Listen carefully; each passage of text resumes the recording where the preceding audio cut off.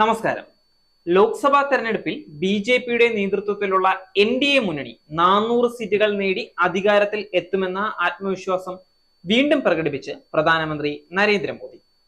India today ടിവിക്ക് നൽകിയ ഒരു പ്രത്യേക അഭിമുഖത്തിലാണ് മോദി ഇക്കാര്യം വീണ്ടും വ്യക്തമാക്കിയിട്ടുള്ളത്. 400 സീറ്റുകൾ നേടുക എന്നത് കേവലം മുദ്രാവാക്യം എന്ന നിലയിൽ നിന്ന് യാഥാർത്ഥ്യത്തിലേക്ക് അടുക്കുകയാണെന്നും പ്രധാനമന്ത്രി പറയുന്നുണ്ട്.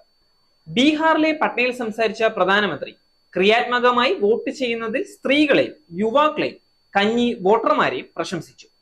10 സംസ്ഥാനങ്ങളിലെയും കേന്ദ്രഭരണ പ്രദേശങ്ങളിലെയുമായി 96 സീറ്റുകളിലേക്കുള്ള 4ാം ഘട്ട വോട്ടെടുപ്പ് ഇന്ന് ആരംഭിച്ചിട്ടുണ്ട്.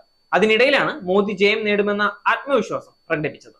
വോട്ടെടുപ്പിന്റെ ആദ്യ 3 ഘട്ടങ്ങൾ കഴിഞ്ഞപ്പോൾ തന്നെ ട്രെൻഡ് വ്യക്തമാണ് എന്നാണ് പ്രധാനമന്ത്രി ചൂണ്ടിക്കാട്ടുന്നത്.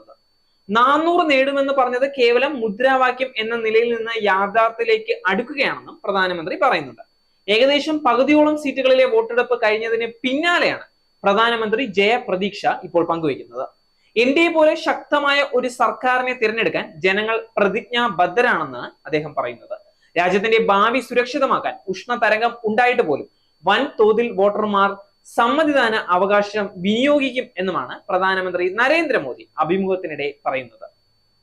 എൻ.ഡി.എ 400 സീറ്റുകൾ നേടില്ലെന്ന കോൺഗ്രസിന്റെ പ്രസ്താവനയോട് പ്രതികരിച്ച അദ്ദേഹം ശക്തമായ ഭാഷയിൽ അവരെ വിമർശിക്കുകയുമുണ്ടായി.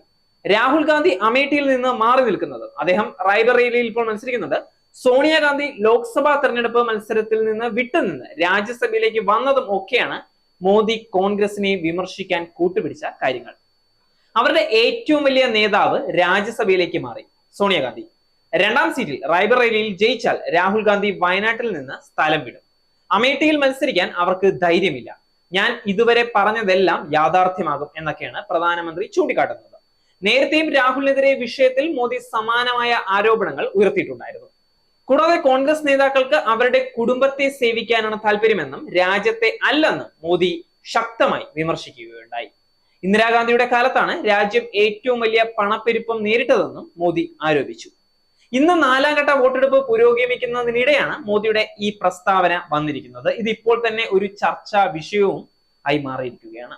നേരിന്റെ വാർത്തകൾ നിങ്ങളുടെ വിരൽത്തുമ്പിൽ എത്താനായി സാക് ന്യൂസ് ചാനൽ സബ്സ്ക്രൈബ് ചെയ്തും ഷെയർ ചെയ്തും ഒരു ശരിയായ മാധ്യമ നിലപാടിന് നിൽക്കാൻ ഞങ്ങൾ നിങ്ങളെ ക്ഷണിക്കുന്നു.